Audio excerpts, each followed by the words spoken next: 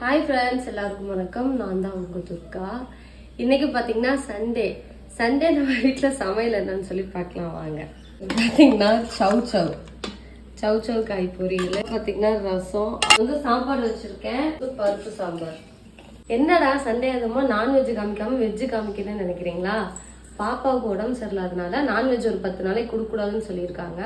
அதனால தான் நம்ம வீட்டில் இந்த வெஜ்ஜு. சரி, ஓகேங்களா? இப்போ போய் பாப்பாவுக்கு தூங்கிட்டு இருக்காங்க. டீ வச்சுட்டு பாப்பாங்களாம் எழுப்ப வேண்டியதான். நம்ம டீன்னு தான் ஞாபகம் வருது. ஊட்டியில இருந்து ஸ்ட்ரெயிட்டா நம்ம வாங்கியிருக்கிற இந்த கண்ணவரை டீ தூள் தான்.